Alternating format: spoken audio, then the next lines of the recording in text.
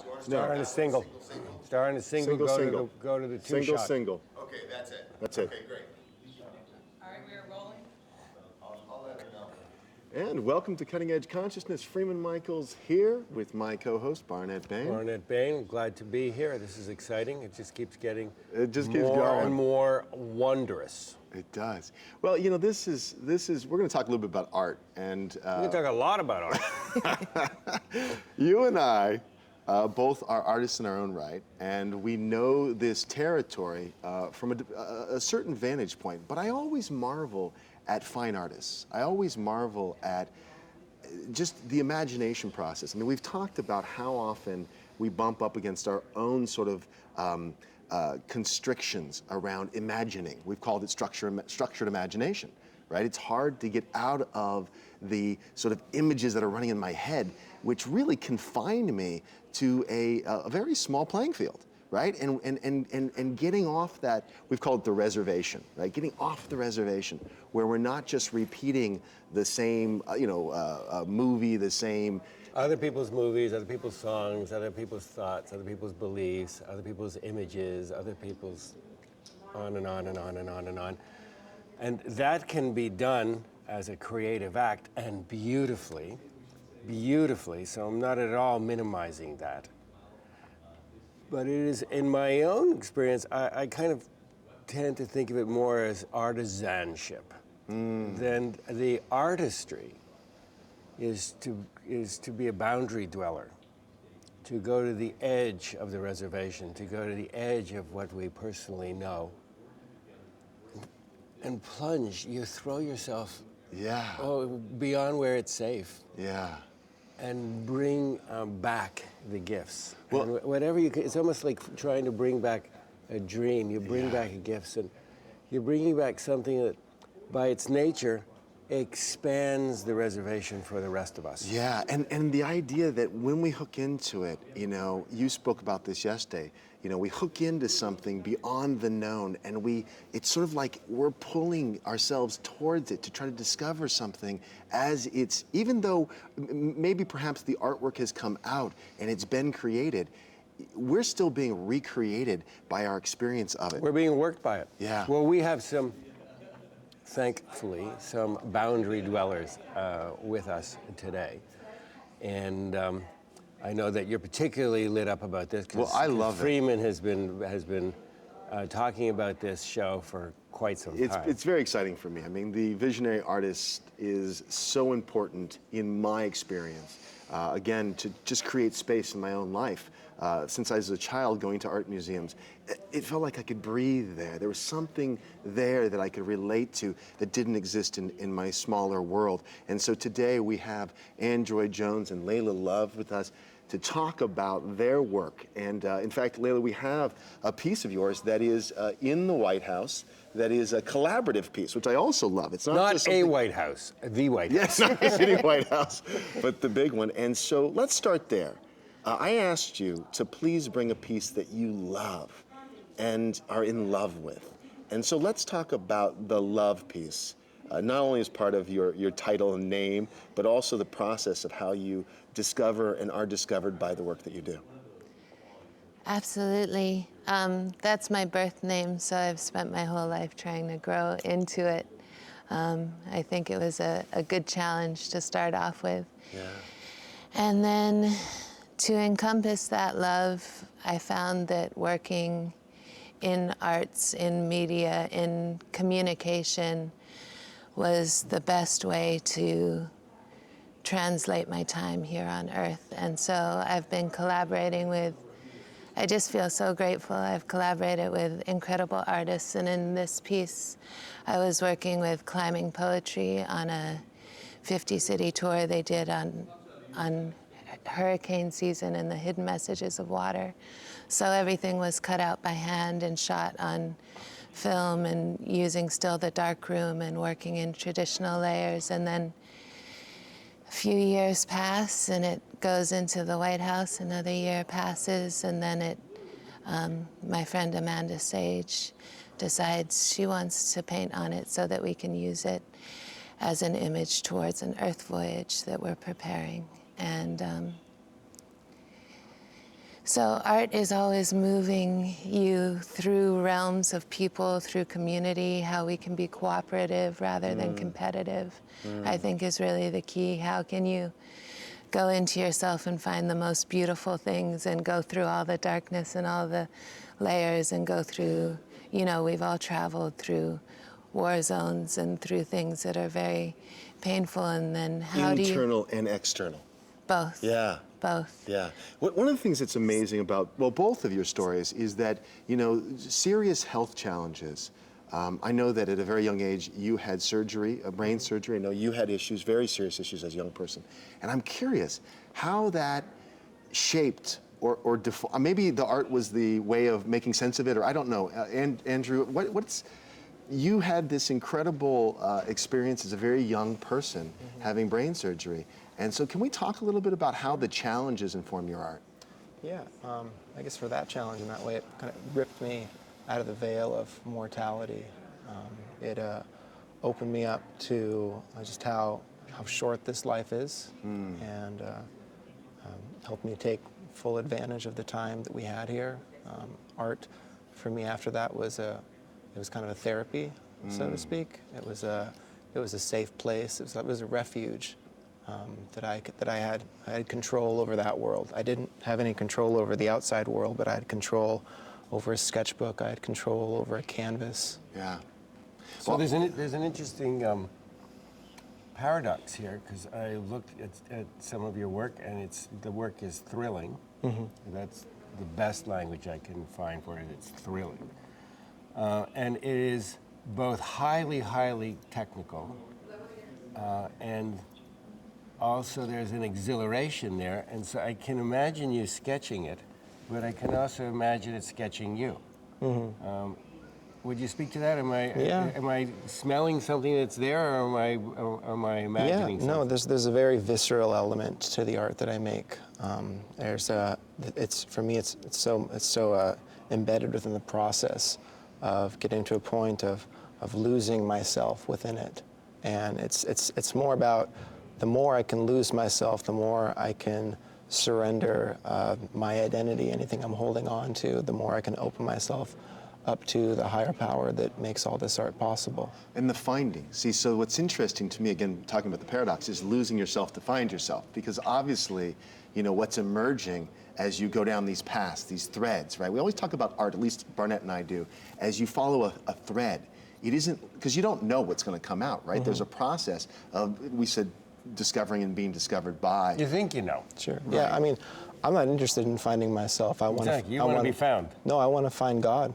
I want to find God in my art. The purpose of most of the visionary art is to bring people closer to God, to connect them with that, to connect them. I mean, creativity is I think it's one of the most amazing gifts God has given us. You know, this unlimited imagination that we can manifest onto the canvas of reality. I mean, there's nothing. Words fail to describe what an honor that is, and so to inspire people to be creative when I'm in that creative mode, when I'm in that zone, that's where I truly taste my spirituality. That's where I really see the essence of that, and to help inspire that in other people, and to point that finger towards this infallible mystery is part of my calling and part of why I make art. I'd love to go to some of the images. Specifically, I want to talk about the Opera House image in Sydney, because I know with your work, it isn't just on canvas, that there's a lot of work with lights. You've moved into all kinds of different mediums. It's like, give me a medium, I'll work with it, right?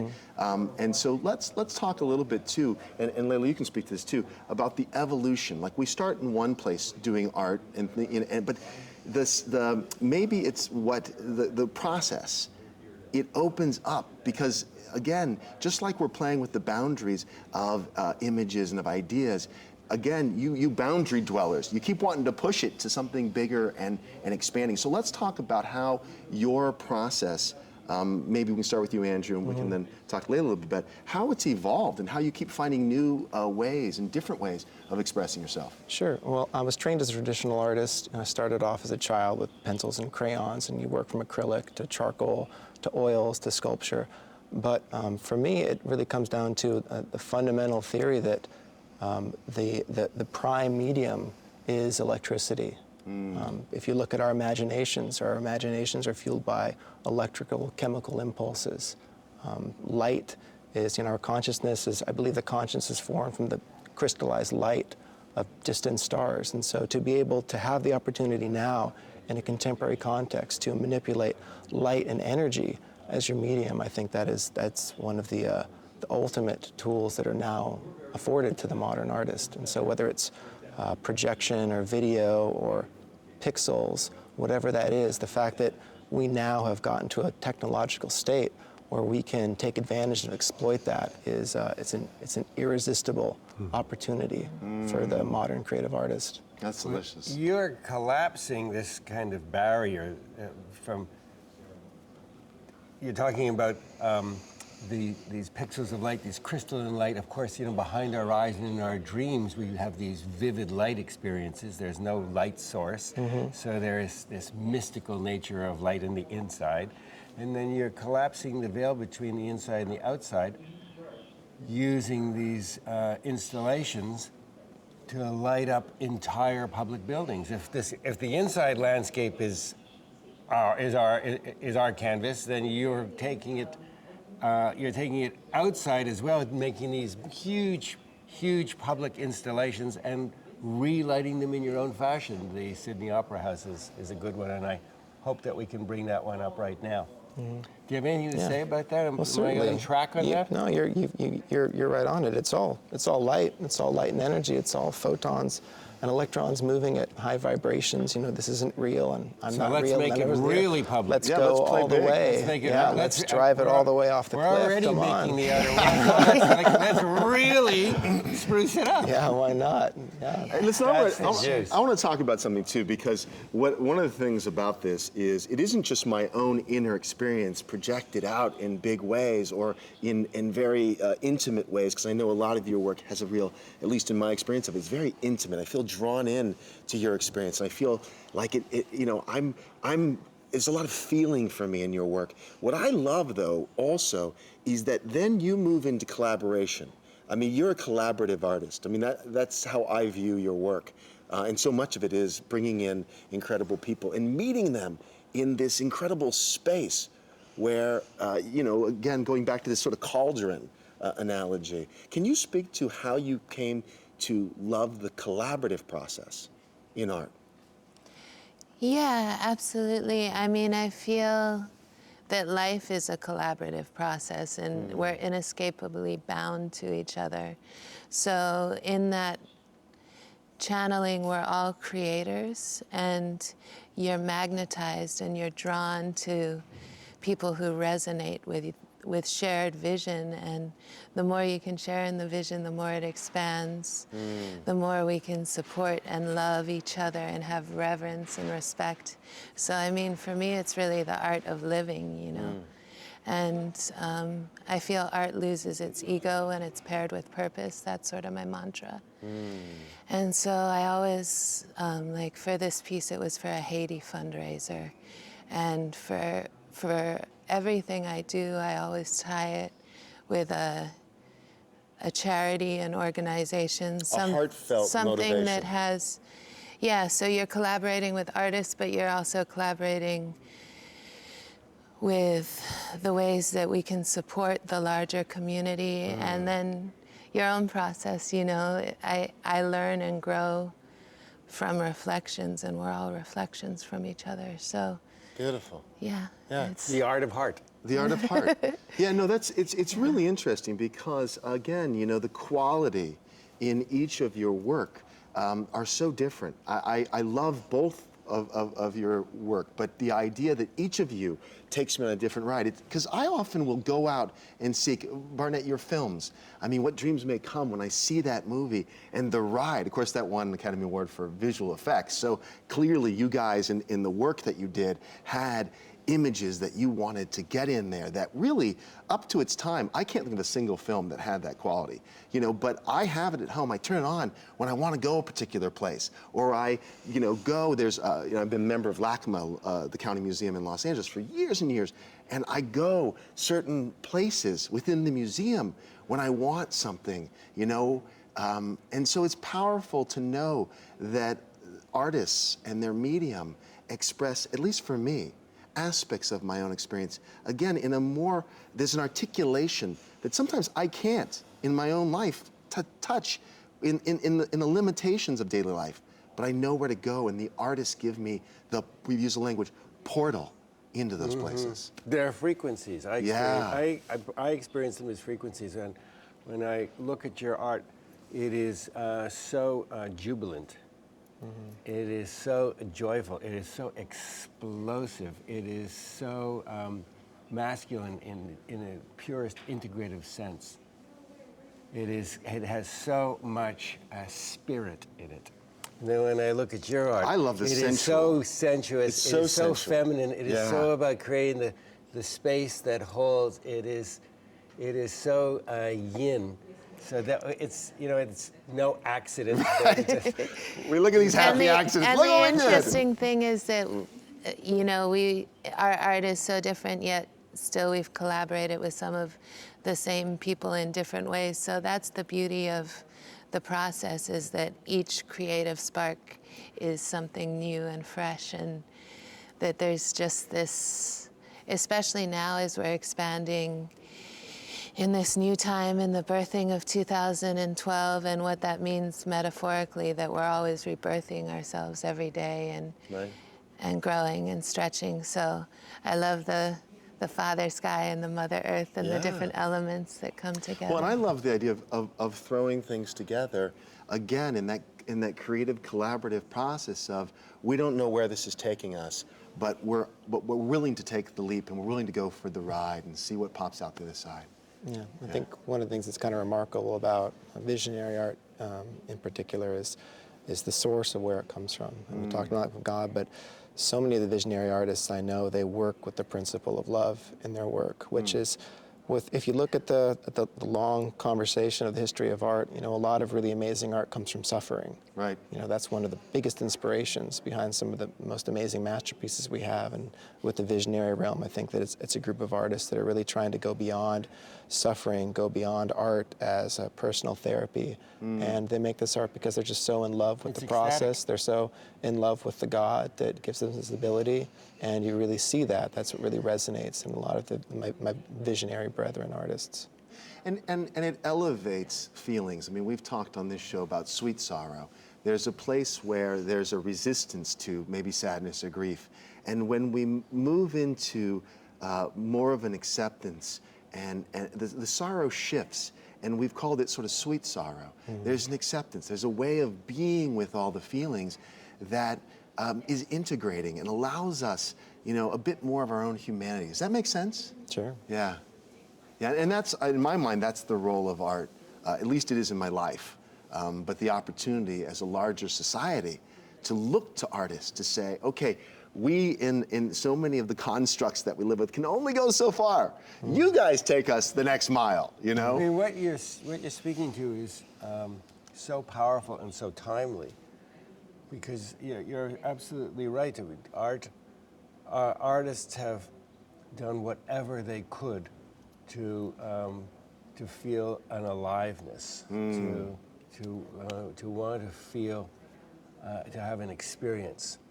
And so they have often touched realness either through great pain, the soul shows itself, or through great jubilation. And we've been trained for these many years to honor, to nobilize pain. So we talked about on a show once we did about battlefield poets, looking at all these babies who suddenly became sages because they were literally at their wits' end, and they just opened to grace, and all of these communications came through that are so beautiful, and the whole cloth, just this whole geometries of heart. But the part of what is happening in these new times, and part of where we are being led by visionary artists and visionary poets and visionary thinkers, and we're being led to an understanding that yes, that's worked, and it does not have to be so painful. It didn't have to be so painful, that we can cut new roads through ecstasy, through joy, through tapping the source. Yeah.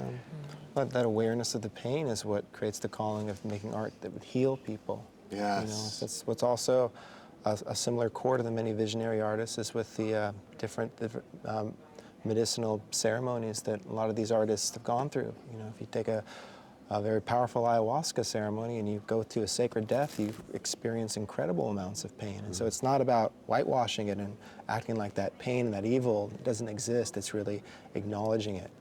Holding it, Yeah, transcend and include it. Yeah, making space and, for it. and expressing it. I mean, I look at this piece. You said geometry is at the heart, and immediately we have Layla's piece behind us. And well, his pieces too. There are No, that's only right. geometries and relationships. Yeah. No, I know, but there's a geometry all in music. that, right? There's a geometry in the lines, and there's a feeling in it. It takes me personally on a ride inward, you know. And I love the quality of heartfelt, heart expressed, you know, vision as art. It's something we can point to, because clearly moving forward, at least for me, again, I like to personalize it. I have a tendency sometimes to put it out there on the rest of the world, and I realize if I can pull it in, then I have some ownership over my own experience. So for me, the work of really grounding again in my heart and finding outward expressions for that, and artistically, of course, and in the art of just everyday interaction as well. Right? Well, we talk about on this program, for a couple of years now, we have referred to our lives as works of art, and that everything else is simply decoration on it. But I'm more interested in the artfulness than I am in the decoration. I want to invite you to share with our listeners what is ahead for you. Where would you like to go, and maybe even what is your heart's desire for yourself, for your friends, for your community, for your world? It's a beautiful and expansive question. You could chunk it down as much as you want. My hope and vision for this world is that we're at a precipice of great expansion, and we're in a time of taking a quantum leap, and that we all have the boldness and the phoenix rising within us to come to this time and really center and see how we can move beyond our own personal lives. I think what Andrew was saying about really stepping beyond suffering and through joy into active solutions and innovations, and right now I'm channeling my efforts in that direction by working on a She of God publication with Hay House and Agape Media, and that's a 120 image affirmation deck that I feel really excited about. There's a 300-page empowerment workbook, and I've been also collaborating on that with Emily Gendron and Heather Weiss and Miriam Rumi. And You'll be able to find So- more about that, more information about that as it comes along the line at the www.cuttingedgeconsciousness.com Yeah, we'll website. put yeah, that it up. will be a Hay House release this year. We're doing actually another publication after that, but one at a time. And I think that the She of God is, for me, something I have to speak to, being born a woman. It's my place and role to investigate what that means metaphysically, scientifically, on a human element where it's been missing from the conversation, and bring that forward. An empowered perspective. Yeah, empowered for men and women. Right. No, I don't see it as gender specific. I see it as an option for all of us. Within all of us, there is both, and so it's the balance, it's the celebration of union, of reverence for yin and yang qualities. Beautiful. We're going to give you the last Yeah, word. last word. What's up next for you in a very few minutes? We have No pressure. Seconds we have left. Can you tell us what's up for you and where folks can find you? You can find me at androidjones.com. And, I just want to work on making better art and getting more people closer to God and closer to themselves and closer to that eternal love that's all around us. That's fantastic. Yeah. And we're so grateful that you spent the time with us today. We're so grateful that you tuned in. We invite you to keep tuning in, keep coming back to Cutting Edge Consciousness. Thanks for spending time with us today.